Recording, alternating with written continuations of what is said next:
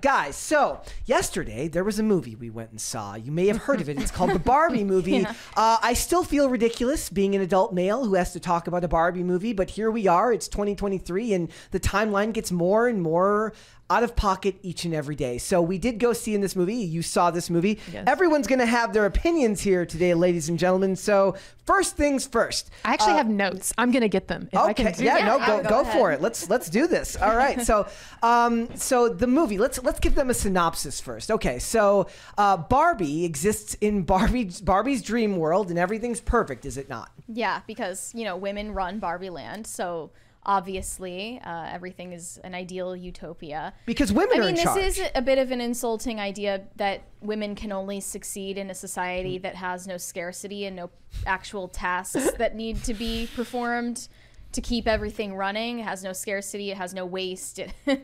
Like everything is catered for it to be easy for them, and that's really the insulting idea about it, but it's true, actually. Yeah. And that's why men run infrastructure in the real world. But anyway, to continue the synopsis, she starts having these thoughts of death and mortality and human thoughts that she shouldn't have. And she goes to Weird Barbie to figure it out. Weird Barbie tells her she needs to go to the real world and find the girl who's playing with her and stop this transference of negative feelings so that she can regain equilibrium and, you know, bring harmony back to Barbie land. So she goes to the real world, and she goes with Ken, who begrudgingly she allows to come with her. And they realize that the real world is a patriarchy where women are held down and they're second-class citizens. Mm-hmm. It's basically like Iran. Ken loves it. Barbie hates it. Ken loves it. Ken goes back to Barbie land and he institutes a patriarchy. Much like the real patriarchy that we live in, Ken is the best part of this movie. Sorry. You know, the funny thing is Ken realizes the real world isn't even easy enough for him. Yeah, because he's not a doctor. He has to institute a patriarchy in Barbie land. Okay. And yeah, so he institutes a patriarchy in Barbie land, Kendom. Yes. And then the Barbies have to hatch a plan to get the Kens to have a Ken civil war so they can reestablish the Barbie democracy. And they use the phrase our democracy in this because they're all weirdo Marxist communists. I know that patriarchy was only mentioned 10 times in this film, and it felt like 100. Yes. Look, that is your synopsis for this movie. This is a Greta Gerwig film. It is about as deep as you can expect a big budget Hollywood feminist film to be. I will say this about the movie. When the film leans into the absurdist tones, meaning in the absurdist world that is Barbie land, when Ken is in the absurdist real world that leans into his new patriarchal desires, when it does the humor in this context, the humor works a little bit. It is not as awful as it is later in the film. When this film attempts to get real and get emotional and actually connect with you in a non-snarky way, it becomes extremely mean-spirited. It becomes extremely anti-male. And more than just being anti-male, it's really does laugh it laughs in the face of men and women enjoying company together and working together in any fashion. Mm-hmm. It does not like the idea that men and women could in any way cohabitate in the same place. Yeah. I don't know if this is going to make a lot of sense, but when all of the Kens are seeing Matchbox 20 to this was the most abhorrent part of the movie, and they're explaining The Godfather to the Barbies and stuff like this. Let me just say, can I say real quick on The Godfather, because I saw a bunch of people online were complaining about it. So one of the sort of like I guess I should say motifs in this is the idea of men in this mansplaining. They have to mansplain the movie to you, why it's important. And so so people were outraged online. They were saying, you know, how dare that this movie suggests that women haven't seen The Godfather. Well, let me just say, as someone whose name is Colonel Kurtz, and that's a Coppola movie, I've seen The Godfather probably 100 times. If I were to get a pool of 100 women and 100 men, and I were to ask who's seen The Godfather, you're going to have very, very few women who are going to say they've seen it. Here's the problem with it. what they portray as a man over explaining something to you because he looks down on you is actually a guy who's passionate about something, trying to talk, who's trying communicate. to convey something he likes to you, so that because he wants you to like it as much as he does. When he performs music for you, it's not because he wants to show off to you inherently, it's because he feels strongly about you and he's trying to connect with you. That might have been the most insulting part of the movie. What stung about that is like this movie really shits on male vulnerability in a very anti-feminist way, weirdly. Where it shits on like these desires that men have for women to think they're important and to respect them and admire them and they're care about the things that they care about. It laughs in the face of those desires that men have that are actually romantic.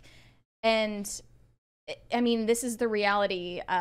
Men are the more romantic sex, because I'm constantly like laughing at like in an endearing way the fact that like men are constantly amazed by women, even though we're just ordinary people, and that's very romantic. And it laughs in the face of men's romantic desires. And also these Kens exist for Barbies to notice them. And Barbie, the stereotypical Barbie, Margot Robbie's character, never noticed her Ken, which seems out of... it doesn't really make sense with the logic of Barbie Land that she wouldn't fulfill Ken's desires as the other Barbies do. And that's why he has this like dissonance in him. And you know what they really could have done to like fix this movie is just let them have a romance at the end. All they had to do. And instead Barbie still rejects him. Yep. And he gotta has be an to, independent. Yeah, he has to self-actualize without her validation, I guess. And it just like it takes all the wholesomeness out of it. And also it really doesn't I think women need to be taught to be merciful to men, because I mean, this is why we tell women that you need to like reject men in a gracious way. You have to have mercy on men because, you know, they're the ones that have to take risks. And they take the risks of pursuing you despite the risk of rejection or worse. And it laughs in the idea of a man ever doing this because they like the idea of rejecting I them. mean, even Gloria's husband is trying to learn Spanish, I assume his wife's native language, and they embarrass him for that, emasculate him for that, and isn't he such an effing loser for trying to learn about this thing that is, you know, important to his wife. It's there is a deep, it's really funny. Like, this movie is a bit of a litmus test for where you are as far as the cultural consciousness is right now. If you're not aware of Hollywood's ideals and the way Hollywood sees the world, you could see this movie as a good time feminist empowerment movie that's of very little substance, right? But if you actually understand Hollywood's motives, this movie, in a lot of ways, has a pretty veneer that is rotten to its core, and it is ironic in a way that in the end, Ryan Gosling is he's the breakout performer in this film. As far as I'm concerned, the writers seemed like they were more interested in writing mean Ken than they were in writing endearing Barbie. They did a very bad job of making Kendom a bad look place. like a bad place to live. It seemed fun. Honestly, Ken's patriarchy is somewhere I would want to live, at least for a temporary period of time. It wasn't until... And, you know, the Barbies were also enjoying themselves, even though they were brainwashed. They were also brainwashed in the original Barbie Land. They didn't know that they were toys or that they were being played with. And, okay, here's They were living in a matrix before and after. When this is going on, when it's the ridiculous idea of Barbies in Barbie Land, all the feminism it feels very light. It's still mean. It's still ridiculous, but the concept is ridiculous. When the mom character describes the impossible life of just being a woman in the world today and the impossible standards that women have, which, by the way, she refuses to point out, are oftentimes held up to them by other women, not just men. Right. It becomes extremely anti-male. It becomes like there were young girls in this audience that are going to look look at men differently because of the way that the men are portrayed in this film. And it's That's very not, sad. it would have made more sense for this movie to take place in the 50s.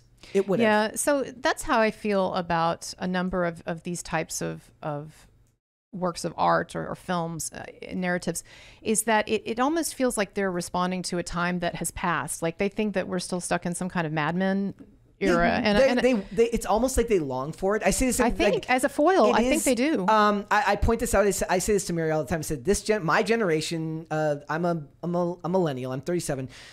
Gay marriage was legalized, and now they don't have the struggle that they're looking for. I think that's why trans issues have become so important to them. Exactly. They need something to we battle don't have against. Wars. We don't have a war we're engaged in right now. Yep. And, absolutely. And I think what you said, it's very unfortunate that girls will be seeing this and they will be taking in this philosophy without even really knowing it, because it is presented in this light, sugary package. This was the most well-marketed movie maybe in the last 10 years. And I'll tell you why.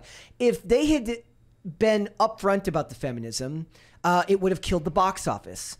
If they hadn't had a little bit of it come out at the end, it would have been right before the release of the film. It would have been extremely jarring and pushed it against you. I went into it, and now maybe that's because I had to do all the research and everything leading up to it. So we were talking about it a lot. I went into it thinking it was going to be so awful that when it was just the sugary Barbie land feminism, I was like, oh, this is stupid, but it's not that bad. But it wasn't until you got to the stuff where the hard ideology, and that's where you really feel it, right? That's where you feel that it's not just fun. It's not just funny. There is a strong distrust, a strong dislike of men, and it blankets all of them the same. And it laughs at the idea of it. Like when they talk about at the end about Ken's being able to join the government there, you get the idea when Issa Rae, the president Barbie, still bars Ken's from being on the Supreme Court. And it sounds stupid that we're trying to intellectualize something like this, but this No, is why it's this art. is why It's this art. channel is why channels like this matter, right? Because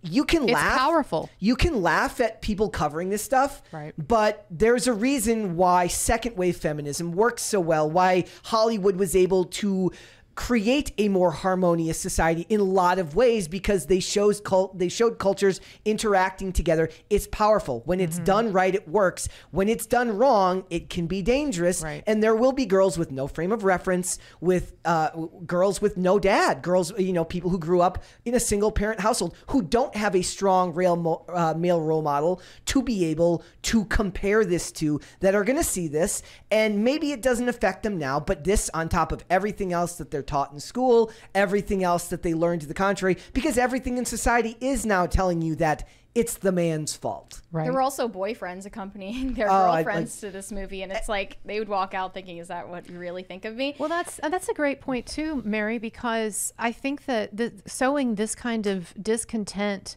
between the sexes, it's not only not only hurtful to men or women, it's hurtful to both, in that it's helping to degrade our relationships with each other. And so and art, like, you shouldn't have to apologize or offer a disclaimer for taking this seriously, because art is powerful, and oftentimes it's the art that goes under the radar that is the most influential. When people have their guard down and they're thinking, oh, I'm just here to watch this light movie about Barbie, and their guard is on up, it's just going in. Right? And the first half of this movie will do that to them. I'll tell you another thing. When women cry, it's meaningful. When men cry, it's to be laughed at funny. and mocked. Well, and this is a point that I made in relation to, I'm not going to take us on this tangent, but in relation to The Idol, because so many people were saying that The Idol was sexist in the way it was depicting Lily Rose Depp. And I said, does anyone remember Game of Thrones, where the guy got his cut off and it was a joke? It was like funny, like, oh, that dude got his dick cut off. Bill Burr has a skit where he talks about that. He goes, if a guy cut off a woman's titty, the whole nation would grind to a halt, and there would be a special color that everyone in the NFL would have to wear, and the most effeminate color. He goes, there's a video of a girl, she cuts her boyfriend's dick off. puts it in the garbage disposal, turns it on. He's like, nobody cares. Like, hey, Stumpy. Right. Like, nobody gives a crap about men in those situations. It's just the way it is. Look, if it wasn't for the fact that there were so many men, like there were so many young girls at the theater. I wanted to ask them. I wanted to ask all these normal women who watched this movie what they actually thought of it.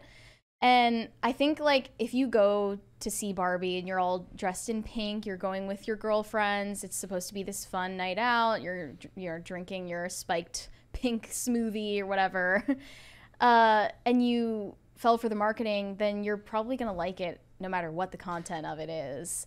And you're right, like, unconsciously imbibe that message of vitriol all they had for to men. do is let them fall in love. And it's like that again, like I'm gonna harp on it, like the scene where the Kens are like singing to the Barbies, they're all singing the same song and the Barbies are feigning interest.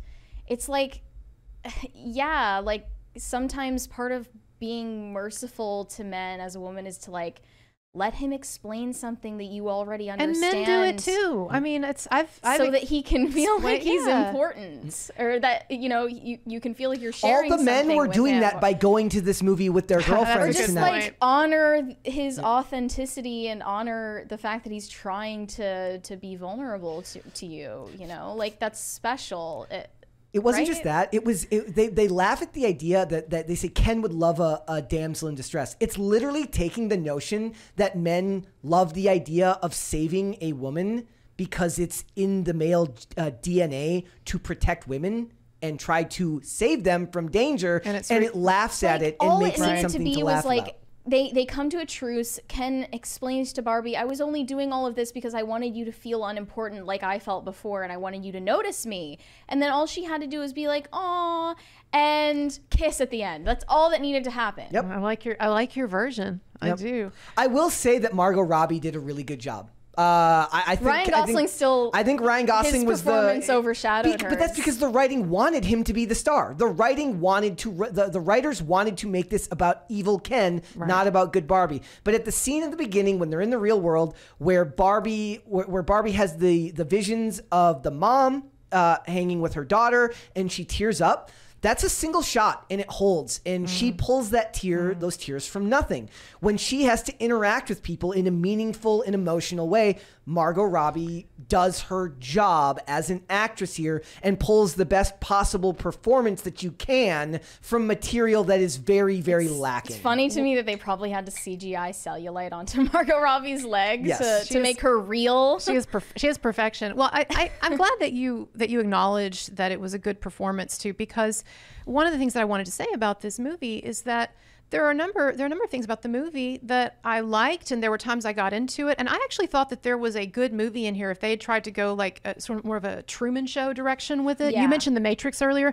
but the idea that they're living in this superficial world and they're not allowed to think, or they're not supposed to think about death. They're not, and she has this like existential awakening. That would have been a great movie. Yeah. I'll tell you right now. By the way, as a rollerblader, look, the protagonist got rec skates. The evil corporatists and the CEO got aggressive skates, and they were made black as a dog whistle because they're the bad guys. And frankly, I'm offended by that. I let them know after the fact. But all they had to do was make the CEO the actual villain. Like, he's a doofus in this and he's annoying. But the actual CEO of Mattel would never let that happen. Exactly. They were never going to allow that to happen. Right. But you make it about them all wanting to escape Barbie Land, and he's working to keep them there or something like that. There's a movie to be done here. They had to make the CEO of Mattel this like earnest male feminist, but at the same time a shrewd businessman with selfish interests. It didn't really make sense for Will Ferrell's character.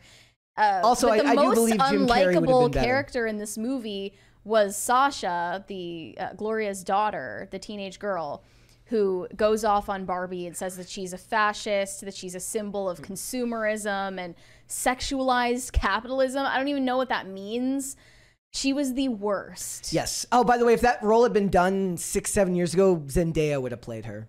Probably. But she was insufferable. The mom was fantastic. I mean, until from the monologue, which didn't make sense for her character. Exactly. Gloria was a likable character. Shockingly likable and kind of okay, right? Until she has to give this monologue, which is completely out of the realm. It's impossible to be a woman.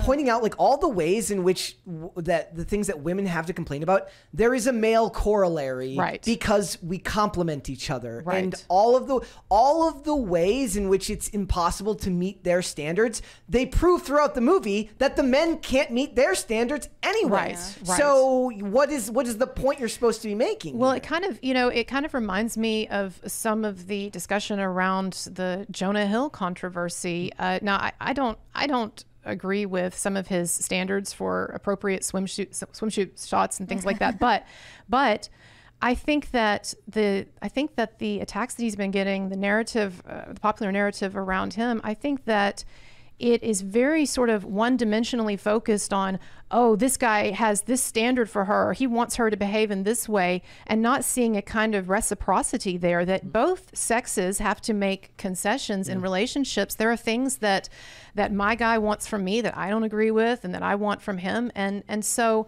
I think that this disregard for male feelings and for the idea that men also have a sensitivity and men have their own struggles, I think that is really lacking in these kinds of simplistic narratives that would look at like a Jonah Hill as some kind of evil misogynist villain, or in this movie what we see, in relation to the way gender is depicted.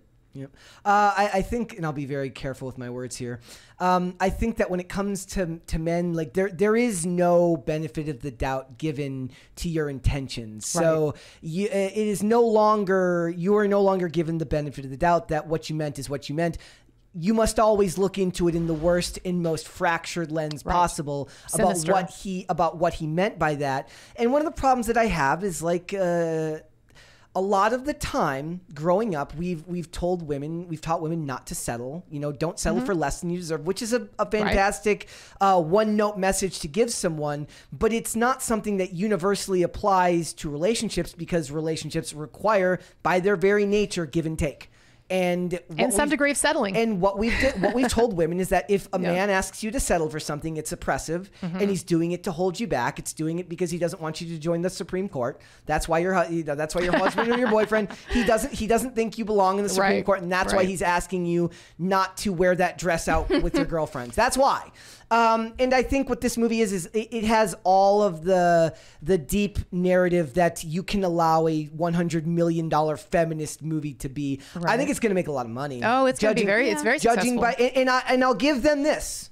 I will say that in an industry that has worked very hard to pander to women with everything but the things women like, making a bunch of action movies starring women that women don't want to see because women want to go see muscular dudes do action movies. Let's face it. You're actually getting a movie that's made for girls and for women. You need to come out and support it. From what I saw, that's what was happening. They need to continue to do so. Otherwise, they're not going to make more movies like this. I wish they would make a more balanced version of it, but you got to come out and support the movie if you want to see more movies actually made for women. They should have made this movie more kid-friendly, knowing that a lot of parents were going to be bringing their kids to it. I didn't like the sexual innuendos being put in there. It was unnecessary. Yep. I think it's interesting. You mentioned as well that women also want to, it's not just guys who want to see action flicks with, muscular men or whatever. I mean, women want to see that too. And I think that there's a degree with some of these scenarios where women are being told that what their preferences are not feminist and they're not okay. I'll give you an example. We don't have time to get into it, but this whole Rammstein controversy, German band Rammstein, they've gotten in some trouble because they were having attractive women on the front row of their shows. They had a separate row. It was called Row Zero. And they would invite attractive kind of Instagram looking type women to go to the front row and hang out during the concert and go to parties. And people were saying, there were all these people saying, that's so sexist that they just want hot women on the front row. I'm thinking, I only want to see hot women on the front row too. Like, you know, like I'm a woman. I like seeing pretty women. And well, the thing is, they won't allow that in movies anymore because movies, especially action movies, are now almost entirely sexless. It was so ironic that a lot of the girls who got all dressed up to see Barbie were more attractive than the girls who were actually cast as Barbies in this movie. They were the tall, skinny blondes that should have been in this movie. When I was doing the interview earlier with Larry O'Connor, it was like, he says like, oh, and then it's like, if this has been made later, there'll be trans Barbie. I'm like, no, there's trans Barbie in the movie. There's already of course. I was like, that's a given. I was like, that was always going to happen. Sorry. You thought that we wouldn't clock the voice. Yeah, like. Also, the third act was just super phoned in. Like you could tell they just like forgot. They had no idea what the hell to do at the end. Oh crap! What do we do? There's an example of this. One of my favorite examples. There's a hilarious X-Files episode called Gender Bender, which I've referenced plenty of times because it is super ultra mega problematic now. Holy crap! There's gay panic. There's all this stuff and that wouldn't be allowed today. But this episode actually had some unique concepts that they tried to play with. It's a cult in the middle of Amish country or Mormon country, which is, it was interesting, and it was the kindred. But then they had no idea how to end the episode, so they just cut to a crop circle. They don't explain what the frick the crop circle means. They're like we're a sci-fi show. We probably can only do this once or twice, but like I got nothing. Just cut to the crop circle. That's what this ending felt like, with Barbie becoming human, with the creator of the Barbie doll. And to her credit, Margot Robbie and the other actress, they gave about as good of a performance as you can here, but it felt very Hollywood. It felt very manufactured. It didn't work. And again, shocking that me as a dude wouldn't get much out of a Barbie movie. But I do think that if you've got daughters, if you're going to let them watch it, have a conversation with them beforehand, maybe, that, this is not how you're supposed to view the male-female dynamic in its entirety. And men and women are both unique individuals that have traits that both honor and run contrary to the opposite sex. And there's a lot of things that could be done here. Don't take people as a one note. But that's the danger of it, right? When Christian Toto left his review, he said it's a feminist this, feminist that, and I'm like, I was like, I am shocked, I say. And we were inundated with comments that said, oh, grown men talking about a Barbie movie. It's like, if you're a grown man and you've got kids and you've got daughters, you have to worry about something like this. You do. Well, I don't think that anyone should ever be siloed or ghettoized into one particular set of interests. And this is culturally relevant. This is going to be a huge movie. It's probably going to be one of the biggest movies of the summer. Thank God we've got Oppenheimer to wash the bad taste out. There's also going to be the Equalizer 3, which I'm still kind of looking at. Thanks for watching. Listen to full episodes of Pop Culture Crisis on Spotify. Keep up with us on social media and make sure you subscribe and ring that bell so you never miss the show. Bye, guys.